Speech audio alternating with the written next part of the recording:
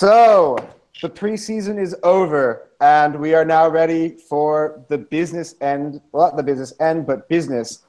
The Premier League is beginning, starting Saturday morning at 4:45 a.m. You can catch that on Optus Sport. It is Arsenal against Leicester. Before we get to that, boys, Community Shield winners. Yeah. Yes. Yeah. All right, so we'll just run into the game, and I'll just ask you guys one by one. So Lacazette, he sprays the ball left to Bellerin, who puts the ball back into Welbeck, who puts a nice little ball. Lacazette, who just curls a beautiful shot that comes off the post. I'm going to start with Troy here because he's new. Troy, what do you reckon about that? Are you excited about Alexander Lacazette? I am. I think for the years, I didn't think we'd sign him. I thought it was going to be another year where they just dangle him and we don't get him. And I honestly thought that's it. Nah, he's not going to come on.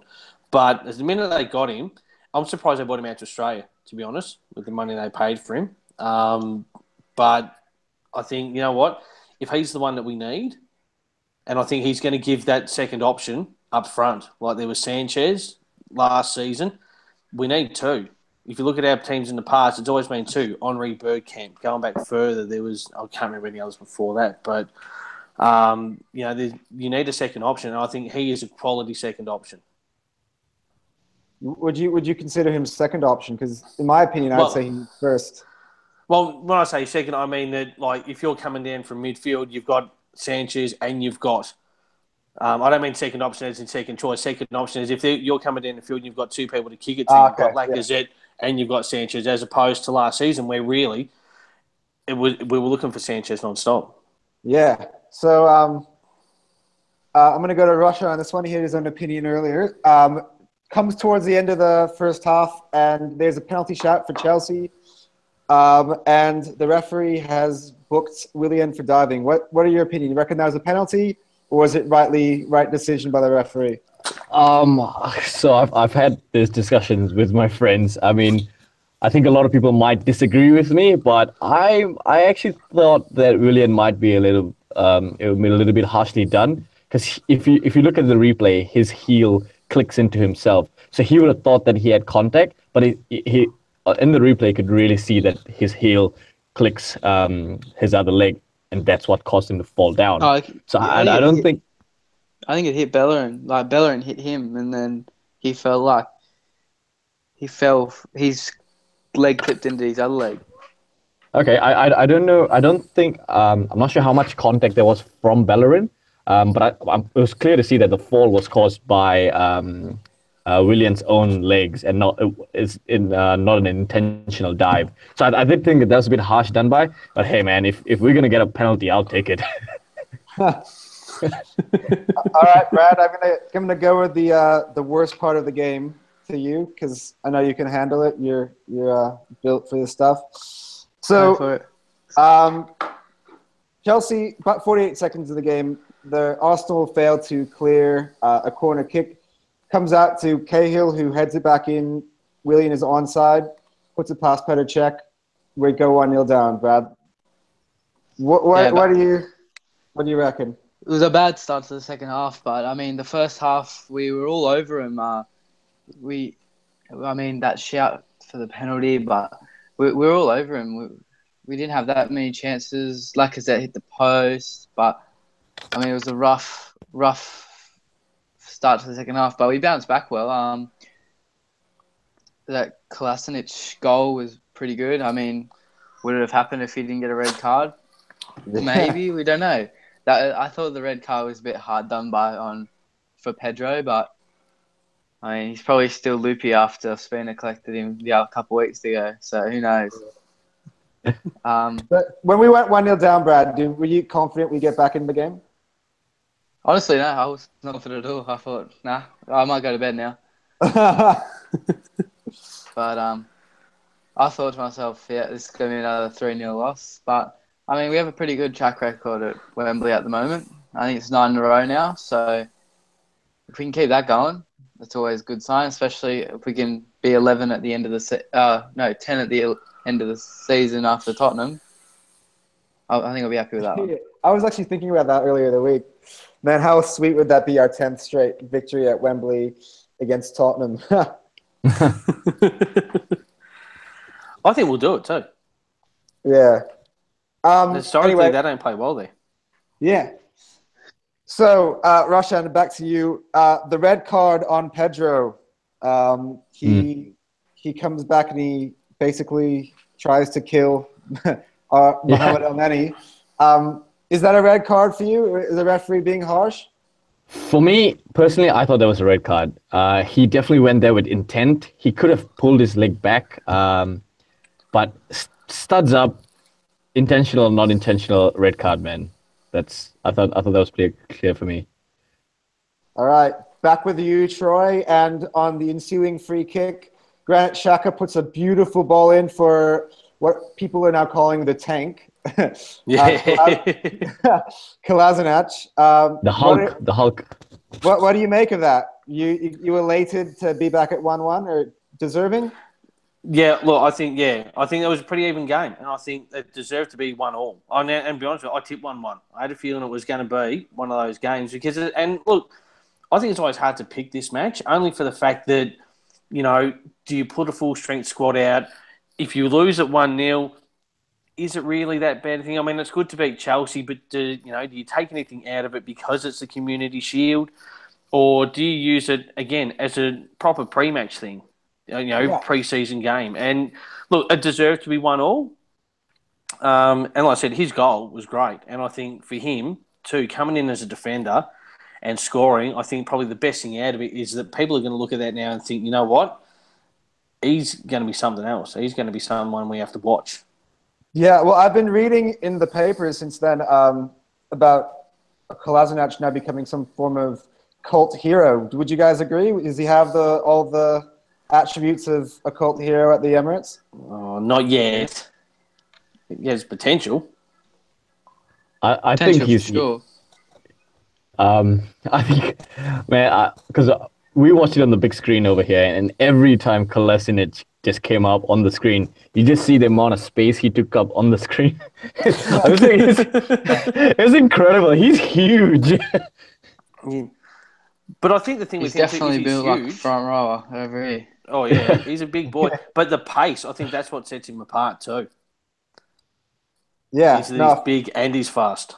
Oh, for sure. I would definitely am very excited to see him play on the left-hand side for Arsenal this season. I mean, he's something we haven't had in a while. And we get criticized very often for being very soft as a football club. And I think having a guy like Kolasinac into the team where, I mean, you saw the Chelsea Rudiger, man. He did not want to have a piece of him. No. He's like, man, you know what? Score, okay?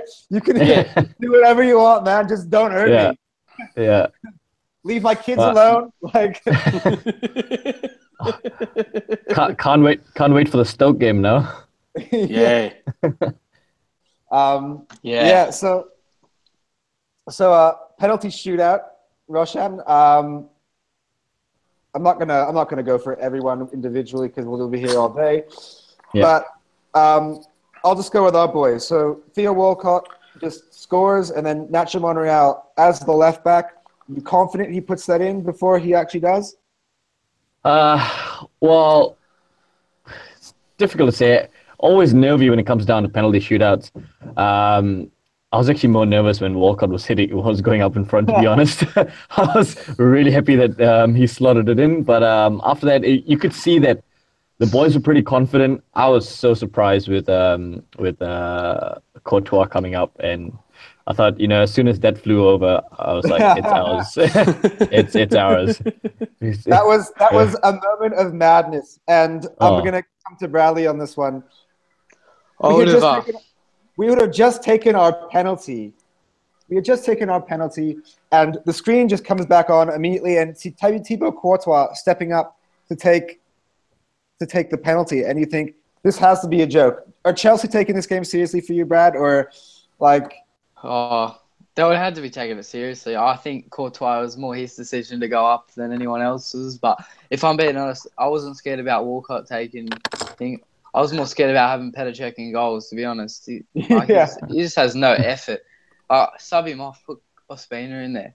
Like, I'm I don't still rate yet Czech to anymore. figure this out, but in the Morata penalty save, is that a save or does Morata go wide? I'm watching a few times and I get confused each time. I think he got a hand to it. I'm not sure, but I don't think he meant to get a hand to it. Like, I think it was all him just having a good stretch out. Because All right. Czech makes no effort for any penalty. Anyway, the Ox steps up. He scores. Bradley, I'm going to go with you again on this one. GQ, Olivier Giroud gets to the spot. Steps up. Top right. Australian celebrates for the Arsenal fans for victory on penalties. So here's the question, and this is actually one that I've been literally ranting about in the office. When Real Madrid won the Super Cup yesterday, they celebrated like as if it was a big trophy. We see Cristiano Ronaldo, Luka Modric, Gareth Bale, they're all giving their like, yeah, this is a big, massive trophy. Isn't it essentially the exact same thing as the Community Shield? So why is the Community Shield a glorified friendly when the Super Cup is not? I think if you get beat by Real Madrid any day, they're the best team in the world. I don't really. Just any Spanish team, like it's never going to be a friendly. They're always like if it's Barcelona or Real Madrid, like of course it's going to be the best game you've ever watched because they're involved. They've got the players, but if a club like Real Madrid, they think that it's a massive thing to win a friendly like this, and they're celebrating it. Why can't we celebrate winning the Community Shield? Everyone's like, oh no, don't celebrate this one. It's not an actual trophy. I mean, in order to get to play in this game, you have to win the FA Cup or win the Premier League to be able to play it in the first place. So it's really actually a prestigious game to be playing in. Am I correct, Troy? Yes, you are. Technically, you're correct. But I think part of it comes down to also being an Arsenal fan too, is that after years and years of almost getting there, we're all like, let's not go too early. Let's not go early and claim it and say, yep, this is the stamp that means our season's going to take off, because we're all just like, oh, maybe. And part of it is you just don't want to jinx it. Yeah. Nah, fair point. Roshan, going to come to you on this one. Alexis Sanchez, at the end of the game, he goes in, he individually high-fives and hugs all of his teammates, goes to the Arsenal end, gives us a wave. Is that a goodbye, or is that a statement of intent that he's staying at the club? A bit tricky because when I extend a moment after that as well in training where he actually kissed the badge. So it's, I don't know, mixed reactions. Now he's got a tummy bug. It's hard to tell in that moment what his intentions were. I guess like everyone else, we just have to wait it out and see what it is really, what his real game plan is. Overall, guys, are you guys happy with it? One game, one trophy down already this season, or are we not really giving a toss about this one at all? And we're just going to focus on the Premier League. I'll just focus on Saturday. Yeah. Saturday is more important than Sunday. Yeah. All right, good. At least we're down to earth, and we're. Speaking of Saturday, guys. We have the big one. 3 points. It counts. Guys, there's no more friendly. There's no more youngsters mixed in with the well, maybe, given the team news. I'd still put Reece Nielsen in there before I put Mertesacker in there. All right. I would too. I agree. Yeah. Roshan just touched on a second ago. We are going to be without Alexis Sanchez for this game. He's has an abdominal strain. According to Arsene Wenger, it happened in training before he went to Wembley. There's also questions on whether Mesut Ozil will be playing. Goal. Per Mertesacker, of course, had the injury to the face, and we didn't cover that in the Chelsea review. But and so Mustafi has just come back. We don't know if he's ready yet, guys. Aaron Ramsey. Got Chambers. Do we still have Chambers there? Apparently we do, but I was hearing rumors that he's going to be going on loan to Crystal Palace. I don't know when I is that thought it was a gonna happen. permanent 20 mil, permanent to Palace and Gabriel 10 to Valencia. I don't know how that makes sense Yeah, because I don't. Gabriel. How are we going to be at the moment? We're short at center half. We don't have anybody. I mean, as terms of the players, we have six center halves altogether. But currently available to us, we have Monreal. one. We had Rob Holding in the last game, and we had the tank, and we had Mustafi. I mean Monreal. Sorry. So, what's the sense in selling Gabriel to Valencia or Callum Chambers over to Crystal Palace? I don't understand Gabriel because honestly, sometimes he makes weird challenges, but I think back to the Everton game in the 14-15 season at home. He bossed that game. It was all him. I don't understand why people don't rate Gabriel when he's solid. He's solid at the back. He's safe at the back. I think he works well in the back three. I think You could have a liability at the back, but he's safe at the back. to be fair, I think since we switched to a back three, our center backs are looking a lot better than what they did when they were playing a back two, with the exception of Mustafi and Koscielny, which I reckon worked as a back two. All the rest of them, before then, I was ready to throw something at the TV, like when Gabriel was passing the ball to the opposition against Watford and so on and so forth. But you reckon does back three solve our problems? Is more of the question right now. Ooh, I that's think a it- toughie. I think it offers us a different dimension, and it allows us to play fast football on the wings, which is where we have some really good talent. We have pace. Traditionally, we've always played with pace. So now that allows us to use that pace on the flank even more, and which is why I'm really excited that Lacazette as a true centre forward up in front to hopefully finish a lot of these opportunities. Yeah, no, absolutely. So we'll look at the opposition for a second. Leicester, they're going to be missing actually their starting midfield players. So Denny Drinkwater and Vincente Iborra are both missing for this game. Is that a really good opportunity for Arsenal to boss the midfield? We're missing midfielders ourselves. We might not have Ozil, might not have Ramsey. Have we gotten off the hook? I don't know. If Ian Archo plays, I know they signed Ian Archo and he's decent. He's done well for City, and I think it's a good buy for them. I know 25 mil is probably a bit steep for him, but he'll do well for them.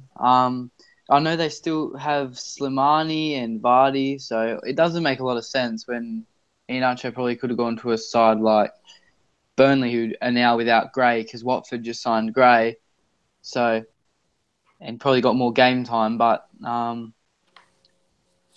I think Mahrez will leave. Mahrez will either go to Roma or maybe come to us. I hope we but- still make a play for Mahrez, to be honest. I think he's the one we should have gone for instead of Vardy last season. Yeah. Yeah, well, Vardy was a waste of time. I mean, Yeah. I don't think Arsene Wenger really truly believed that Jamie Vardy was his man. I think it's similar idea to Lucas Perez. I think if we had bought Jamie Vardy last year, he'd be in a very similar position to Lucas Perez. Yeah. In fact, it'd be easier to sell him on to another Premier League club because his being a Premier League champion and all. But so Leicester City, who are the main threats? We talked about Iheanacho, we talked about Riyad Mahrez, and we talked about Jamie Vardy. Is there anybody else you think? I remember when we played them last season at home, and they were very defensively sturdy, tactically astute. Expecting similar on Sunday, or do you reckon we'll have at it?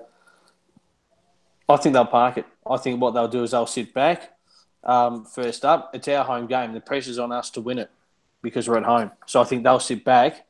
And if they can hold us out for the first 25, 30 minutes, then, everyone's going to want Lacazette to score early. Everyone's going to want us to score early, no matter who it is. But the pressure's on us. So if we don't, I think that's what they'll do first. So I think eventually we'll get through. I think that's why the back three I like. You know what? Go all in. If we lose with the back three, at least you go out swinging. You go out trying to score as opposed to sitting back and trying to stop someone else from scoring.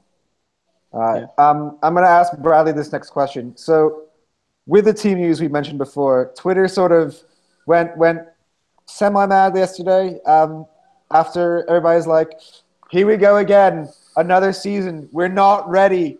Alexis Sanchez isn't playing. Mesut Ozil might not be playing. Ramsey might not be playing. Should we calm down? They will be the 3 points anyway, or are we? Yeah, well, I mean, we've got enough depth in our team. Like, honestly, we've got Lacazette will play. Welbeck's been really good in pre-season. We've got Bellerin, who had a good Euros. I mean, we've got Holding. We've got whoever plays in goals, doesn't really matter. I guess you want to we've got good wing backs. We've got a strong team. Like Ramsey, maybe not. We've got Xhaka and El Nene can play. Coquelin, I think Coquelin's still injured, but I mean, we've got good depth in our team. Wilshire's not back yet, but it's just we've got Perez. We can always use Perez, even though he hasn't really played in pre-season. But I mean, that's what I mean. It doesn't really matter if Ozil and Sanchez are out. If we were playing United or Liverpool last season, then yeah, maybe stress about it. But we're playing Leicester. Yeah. I know it's a big game because it's the start of the season and we shouldn't be taking it lightly, but you'd rather take a game against Leicester a little bit light than a game against United. Yeah, totally agree, mate. I've been watching a lot of podcasts similarly to this one, where everyone's getting on the back. They're saying, oh, we said we'll wait until the start of the season until we judge Wenger. And guess what? We can judge him harshly because he's not ready. He should have bought a center back. We're short on center back now. Where's Van Dijk? What has taken so long with Thomas Lemar? But I'm liking that, Brad, because it's a bit of a perspective of, you know what, guys, calm down. This is Leicester City. It should be 3 points in the Premier League. It's at home. Yeah. As in, the boys have all played preseason for about a month, and Alex Iwobi has looked very good when he's played. Yeah, that's exactly right. That's who I forgot. Iwobi in centre midfield. In Sydney, in China, in China against Chelsea, if you had to pick one player, you'd pick Iwobi because he just bossed it. He was everywhere. He's got good attack. He's got a good vision. He's a good player. Maybe in front of goal, he's not as clinical as he should be, but I guess he can only get older and more mature and play a lot better. Yeah. Roshan, we're going to talk transfers just for a bit, and then we'll go back to the game. I was just talking about Thomas Lemar. Rumors come out this week that Barcelona are after him. Worried, or are we still going to get our man? Nah. Barcelona's too busy trying to go for Coutinho, which I'm very happy about. I don't think that. Barcelona's has come out saying that they're targeting 4 top players, and Coutinho's been one of them. So I don't think that Lamar's much of a threat on that point. I really hope that we get him. He's such a good player. He's young. I think we've just put in a 4th bid. We're trying to put in a 4th bid for him. And plus the French connection that Wenger has, I think that'll be good. I really hope that he comes. Yeah. So guys, I know last year we finished 5th. So it's a new season. We've got 2 new players. Have we added enough now, Bradley, in your opinion, for us to challenge the Premier League, or will we fall just a bit short? I think we need to sign a couple more players. Lacazette's a good addition, and Kolasinac is a good addition as well. But we do need a few more players to a bit more. I mean, I don't know about you guys, but I probably wouldn't have let Martinez go on loan, even though he's a goalkeeper and we've got Ospina and Czech. He was good in pre-season, and he played a few good games for us last season as well. I probably would have kept him, maybe give him a run for the games like Leicester, maybe see how he goes. But if obviously he's going on loan now, there's not much you can do about it now. But because he does have potential and he's really good, but I still reckon we need to add maybe a centre back, a midfielder. We don't need anyone up front. We've got enough strikers. Last year we were all going, we need a striker, but we've got too many now. If you think about it, between Alexis Sanchez and Alexander Lacazette, in all competitions, they scored 67 goals. And we have That's crazy. We have That's the chief creator in world football in behind them. We should be all right in attack. Yeah. I'm actually. Go, Roshan. Oh, sorry, man. I'm actually a bit worried that Wenger might just concede and say, "Hey, look, you know what? El Nani is doing good, so we don't need another centre back." Centre back. You know what? I wouldn't put it past him. Man. You know what? I'm actually going to ask Troy this question, and we're going to get on Wenger maybe just for a bit. So I think it was at the end of the Emirates Cup, he said that having players in their final year is an ideal situation. What does he mean by that? Do you agree with him? Is he talking out of his ass? Is he trying to cover up the fact that he's in a bit of an issue? What do you think, Troy? I think I can see his point. I think part of that is just media spin, just to calm everybody down, because he never answers the question. He's not going to say, "Jesus, we should have done this earlier." But I think that what gets overlooked in that is that, yeah, all right, he's in his last year of his contract. Now, let's take Sanchez, for example, right, as the main one. This is his last big contract. He's 28. So he's going to sign a 3-year deal, 4-year deal somewhere. The next time he's going to be 32. He's going to hang out for what he can. But I think what he's also got to now do, he's got a bucket load of pressure on him to perform. And I think that's what Wenger's saying, is that it's all right for you to hold off on the contract and it's your last year, but you need to perform in that last year. It's not a lay down that at the end of it, yeah, you'll go on a free. But if you go on a free and you've kicked 5 goals for the season, then you're not going to be the $50, $60 million person you were 38 weeks ago when it started. Yeah. So I think from a motivation standpoint, that's what he's saying. But I also think that it's just a little bit of spin to go, yeah, no, look, I mean, what's he supposed to say? Everyone wants him to come out and go, "This is crap. I wish he'd sign it," but he won't because his manager's holding us to ransom. You know what? Antonio Conte says that though. He says, we're not good enough to win right now. I need at least 4 more players. And he said, I'm upset the fact that we lost Matic. He said that in Sky Sports yesterday. Is it just just different styles between the different managers? Yeah, I like Conte. I'd sort of, if he was our manager one day, I'd be more than happy. But I think it's just different managers, different styles. And I think the issue that Wenger's got at the moment is that we can't shift anybody. Yeah, I think just to add on that, I think it's a lot of spin. It's more spin rather than substance. But he's right in the fact that they really have to perform because don't forget next year's World Cup. So they're gonna have to play their guts out in order for them to be selected in the squad. Yeah. Yeah. Agreed. I mean, to be fair, you could not imagine a world where Alexis Sanchez does not try or couldn't be asked playing football. Yeah. When the ball is, man, he goes 200%.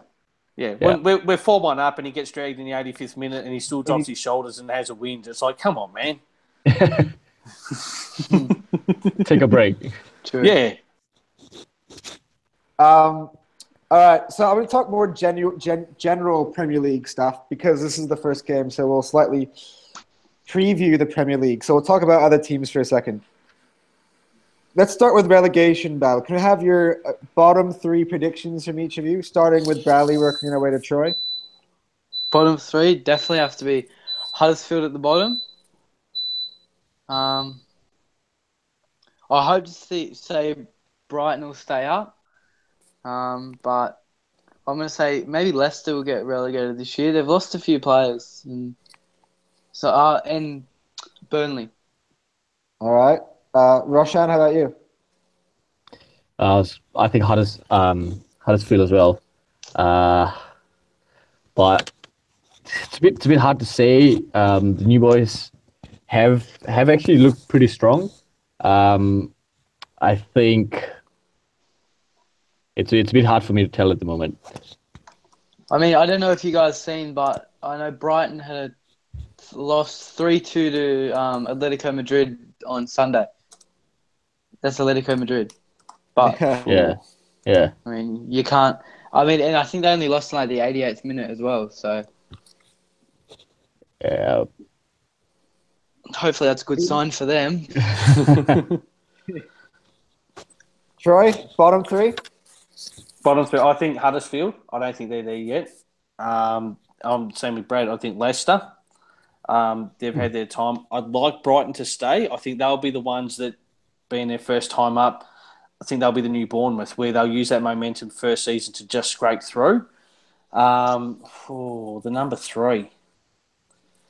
Part of me thinks Southampton, but then I think you're right, Burnley. I think I just... The only reason I say Burnley is because they just lost Gray and they haven't made many signings. I mean, they got Jonathan Walters. And they signed the guy from Swansea, I'm pretty sure, as well. So yeah. West Brom might be the third one. West Brom might be another one, I think. Yeah. So that may be a good shout. My three, I think we're all in agreement here that Huddersfield, I have them finishing 20th. I actually have Swansea City in at 19th and Burnley at 18th. I think my reasoning behind Swansea is that I think they had a bit of a crisis last year. They burned through a couple of managers last year. I think all is not happy there. I know that Everton are pushing to buy Gylfi Sigurdsson. I think if that deal goes through, if Gylfi Sigurdsson plays for Everton next season, I don't see Swansea staying up. I don't think they have... Yeah, if that goes through, then I don't see it. No. Yeah. All right, guys. This is the tough one because we have to try to remain unbiased. But man, I would love to see predictions with Arsenal at the top. But top four. Ooh. In any particular order? In order, from 4 to 1. 4 to 1.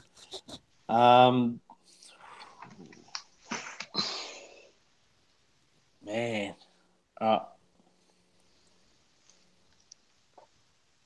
This is going to take a while. This is going to take... If you ask me this on the 1st of September, I'll tell you. Yeah, I know. This. I know. Sorry. At the moment, I wouldn't even have Spurs in the top 4. But you know what, guys, we'll do a transfer show either on the 1st of September or the 31st of August. Yeah, it'll be on the 30. It'll be on the 1st because it'll be deadline day then. Oh yeah. And then we'll have we can amend what we said today. But I do want to see a top 4 prediction for you guys today. I'm not taking the pressure off. I'm gonna say I think despite losing to us for the Charity Shield, I think Chelsea might have a good chance to do a double. I'm gonna say us as second. City third, United creeping back into fourth. Although Tottenham played really well against Juve. I'm not sure if you guys saw the preseason game. That should have made a rule, guys. You can't have Tottenham in your top. Exactly why I didn't put them in the top spot, but I'm just keeping an eye out. No, you can if you want to. No, they're still out. No. I honestly don't think they'll make top 4 this year without Wembley. While they're at a temporary ground. Yeah. Look at West Ham when they moved to their new stadium. We've done it years ago, but West Ham had that at their new stadium. They struggled. They should have had. Everyone thought it'd be a fortress with like 75,000 people there, and we're going to have more home fans. They struggled. It's a different atmosphere, and it takes time to adjust. And they're only there for a season. It's Wembley, so it's not really a familiar big ground. It's a big ground. Yeah. So I see them going backwards this year. Yeah. Nah, I really truly hope so. So do I. I'm gonna say I'm gonna do a weird one. I'm gonna have Everton at fourth because Really? they've made some good signings. So Yeah. I'm gonna put Everton at fourth. I'm gonna go third. I'm gonna go United third, Arsenal second, and then City up the top. But Oh, Chelsea not was even down. in. Nah. You know what? Bradley has a point here because post-championship syndrome for Chelsea has been very bad over previous years. So they finished, I think, 14th. Was it 2 years ago? Before that, the year they won the Champions League, I'm pretty sure they finished 7th or 8th. So they do have a tendency to do very well one season, then drop off the map the next season. So, I wouldn't be too shocked if they're not in the top 4. Troy, you had a crack at this time. I'm putting you on. All right. Here's what I think. I'm same as Brad. I think Everton, because I rate them, and I think they're just quietly getting in there. Everton. I think I'm the same as I think Everton. Arsenal. I think it's going to be United and City. I think City is going to come hard this year. I think they've been building away. Jesus will be bedded in, but there's something about him. I haven't heard much about him, which is normally a pretty good sign that they're just tucked away doing their thing. All right. I'm going to quickly run over what I predicted. I have Manchester United finishing 4th, Chelsea finishing 3rd, Arsenal finishing 2nd, and Man City. I agree. I think we're all in agreement here that Man City are the best team in the Premier League at the moment. Things can change. I have us at 2, but if Arsenal do they get their business done, I know this is an Arsenal podcast. I think United have the best squad in the Premier League, but I don't think they can play together. No. Yeah, no, Bradley has a very good point. They have too many individuals. I'm seeing a lot of people getting very excited about Manchester United, which people have been doing for the last 3 years. Oh, we've bought Schweinsteiger and Ibrahimovic. Great, Ibrahimovic, Pogba, Di Maria. Where are they now? I'm not too concerned about Manchester United. In fact, I've never been that afraid of Romelu Lukaku when he was at Everton. Does he make a difference? He's wearing Manchester United shirt. Does he? Nah. I think nah. Look, I think he might get a bit better service. Yeah. I think he'll definitely get a lot better service. Like Troy said, he is a strong player, but he's got a horrible first touch, which he's never been able to shake off. He's strong, he's powerful, he's quick. But I mean, it's paying 75 million for a downgrade from Ibrahimovic. That's what I see it is. Yeah. I'll be honest with you. Sorry, go ahead. Yeah. No, you go. I was going to say, I've got to be honest, the matchup I'm looking forward to this year is Holding Lukaku. Holding Lukaku? Rob Holding on Lukaku. After he did that job on Costa in the FA Cup, I reckon he's going to be their go-to guy to say, all right, you're not the biggest, but just get inside his head. Yeah. I'm actually going to get on to that because I had so we're going to do a few things. We're going to do one wild prediction that is going to happen. One thing that's going to happen in the Premier League before the end of the season. So one thing that nobody would be expecting that you think is a wild prediction. And then we're going to get on to, of course, the predictions for this match, which is also against Leicester. So start with Troy, work our way to Bradley. All right. Bournemouth, move into the top 6. All right. You said wild, so why not? Yeah, no, that's what I'm going with. Roshan? All right. I would actually be, I wouldn't even be sad if this happens, but Newcastle on top. Let's not get carried away. Man, you guys are making my one sound like really light and realistic. Brad, bring us down to earth. I'm going to say Chelsea to not win a game against Arsenal, Tottenham, United, or City all season. Oh. All right, you hear my one? Yep. Yeah. Rob Holding becomes England's first choice centre back. Don't laugh. He plays in Arsenal's back three all season, and we go on and challenge. I'm gonna say that's a fair call. Actually, that is probably a fair call. Yeah. When you look at it, they've got Chris Smalling at back, and what does Chris Smalling do? John Stone, come on. He can't be too far off. He can't be too far off at all. Actually, I think a more crazier or wild prediction would be Theo Walcott finally moving to centre forward. You might as well put Lacazette at centre back. Yeah, that's more chance of that happening. Actually, here's something for you. Bellerin to score more than 10 goals this season. Wow. Oh. He's capable, though. That's actually a good shot. Yeah. Did you see the shot that he took? If he plays right wing, the game he scored against Liverpool coming up. What a goal! He's a good. Yeah. He's got a good finish. But that's actually because of the fact that we play with wing backs now, which means that our wingers are virtually attackers now. So Bellerin not only is a full back, he's also a right winger. So Bradley has a good shot. So if Theo Walcott can score 19 goals from the wing, why can't Hector Bellerin? You know? Yeah. Yeah. Exactly. All right, guys. Predictions. Actually, do you think we can win the Europa League? Yes. I've been saying this for a long time. Arsenal versus AC Milan. Book it right now. Whatever it is, May the 25th. Yeah. Oh, yeah. No, 100%.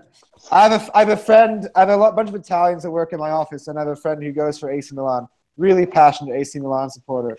I've been saying it to him for weeks, and he's like, "We beat you," and I'm like, "I don't know if your team is gelled yet. Probably you guys underestimate us."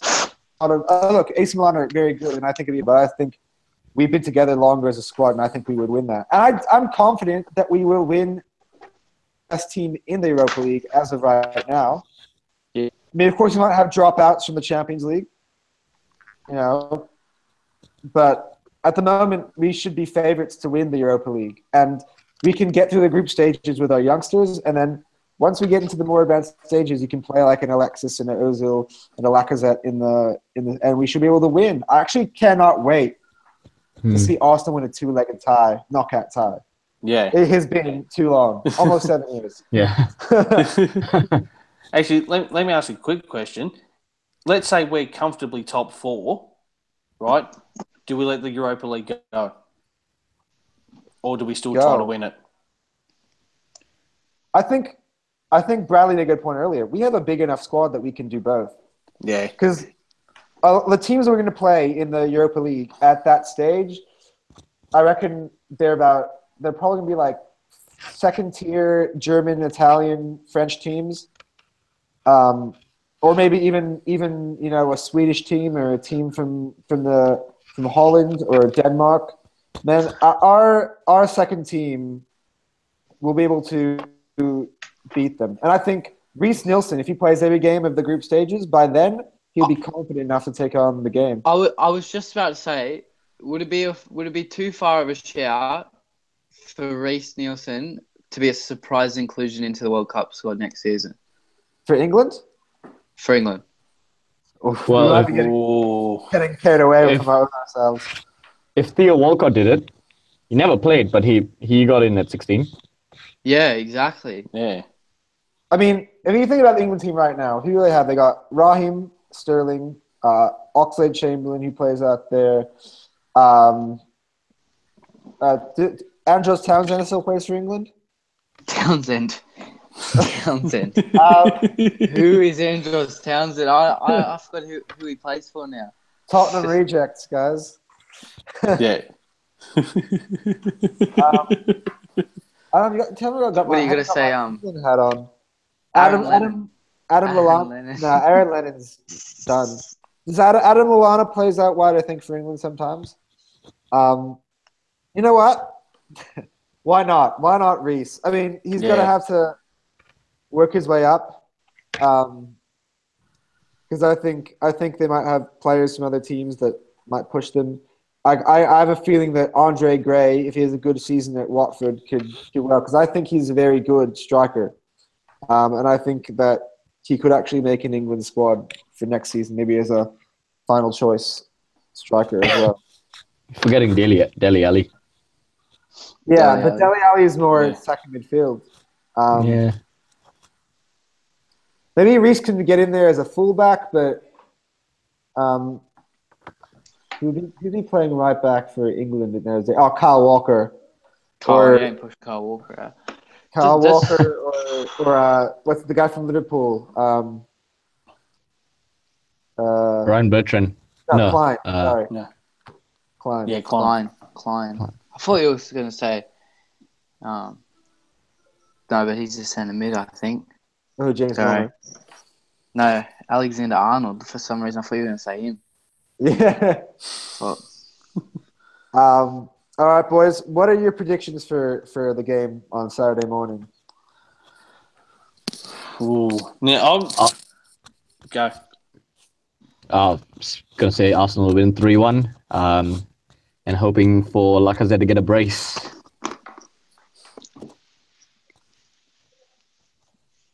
I'm going to go 4-0. 4-0 Arsenal. Yeah. Yeah, I'm going to say Lacazette for 2 as well. Maybe Ox 1. I'll say maybe Reece Nielsen, just because we're talking about him, come off the bench and score 1. Score the 4th one. You know Giroud's going to come off the bench and score. That's going to be one. I think it's a safe one. I actually think he might start.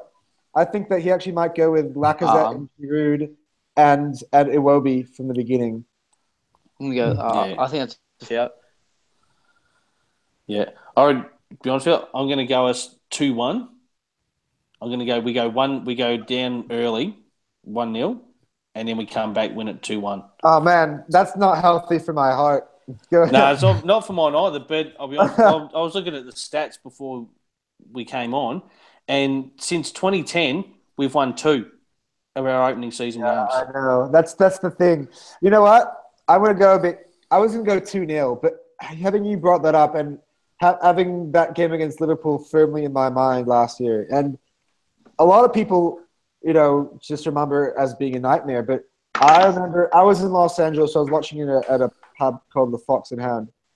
To me, we came back to make it 4-3, and it was a very exciting game. I thought we could have actually equalized in that game. It was very back and forth. I think people overreact because of the fact that we lost. And we were playing against Liverpool with a side missing our best players in it. So I'm going to say I was going to go 2-0. I was going to go I'm going to stick with 2-0. Leicester, not Liverpool.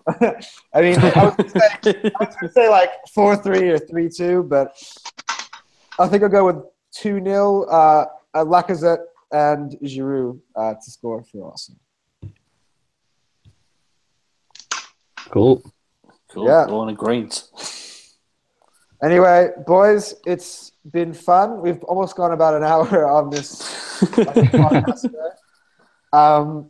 Guys, I'd like to thank you guys for coming on again. This is our second video now, so really, really excited for where this is going on. This has been a really good chat, guys. So everybody could just do me a massive favor and subscribe to the channel if you haven't already. Like the video. If you have any comments to add in the video, I'd like to get more of a chat box going in future if we have enough viewers tuning in live in the future. But for meanwhile, guys, Premier League is back, and it's time for Arsenal to collect the 3 points. No blood and fams at the end of the game. Okay? All right, boys. Come on, you guys. All right, man. Come on, you guys. Come on, you guys.